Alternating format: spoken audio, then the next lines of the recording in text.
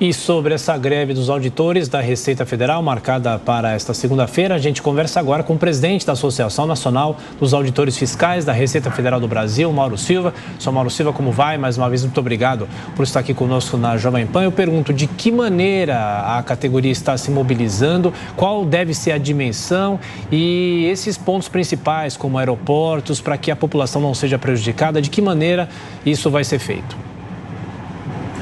Bom dia a todos.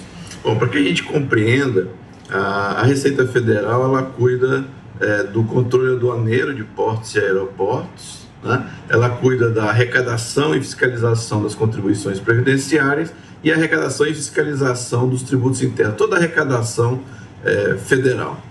Bom, quando na votação do orçamento nós somos surpreendidos com retirada de recursos da Receita e descumprimento por conta dessa retirada de recursos, de acordo que já vem de 5 anos, a gente pacientemente aguardando o cumprimento desse acordo celebrado há 5 anos, houve um movimento espontâneo de entrega de cargos e o nosso sindicato em seguida chamou uma assembleia que teve uma participação histórica, quase 3 vezes o número normal de participantes, e os indicativos de paralisação foram aprovados com 97%. Você vê o tamanho da indignação e da disposição dos auditores nesse movimento.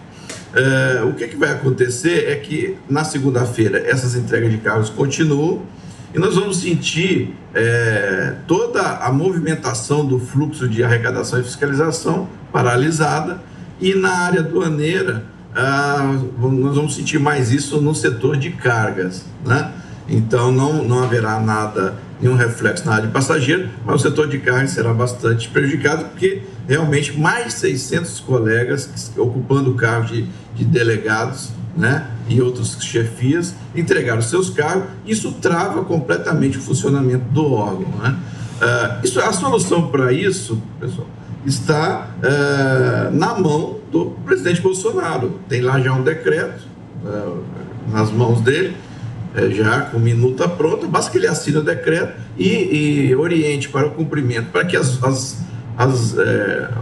receitas orçamentárias que eram da Receita Federal e que foram retiradas retornem. Para vocês terem um exemplo, 50% do orçamento da Receita foi retirado do orçamento da Receita até para investimento em tecnologia da informação, que é o básico da Receita Federal. Nós somos líderes mundiais em informatização na área tributária, somos exemplos citados em organismos internacionais, e aí você retirar recursos disso também foi realmente uma situação que indignou todos os auditores e nos levou nesse ponto. E, presidente, para que fique bem claro, os objetivos da greve, apenas o reajuste salarial? A categoria está sem essa correção há quanto tempo? De quanto seria esse aumento e quanto tempo deve durar essa greve? Olha, os auditores têm um acordo com o governo, né, desde 2016 e que não foi cumprido, tá certo? Eu não tenho esses números exatamente, porque isso vai depender justamente, como é uma situação que depende do aumento da eficiência do órgão.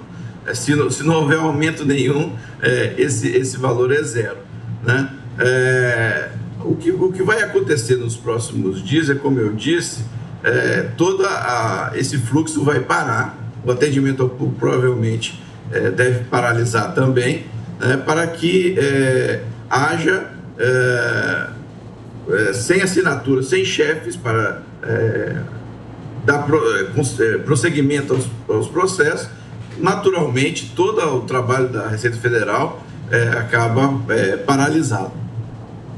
Presidente, é bom lembrar que essa mobilização começou quando no orçamento houve uma sinalização de aumento apenas para os policiais e não para outras categorias. Até que ponto que os servidores, os auditores, na verdade, estão dispostos a negociar? Se não houver reajuste para ninguém, vocês suspendem essa mobilização? De que maneira é possível negociar para que a população, claro, também não seja prejudicada?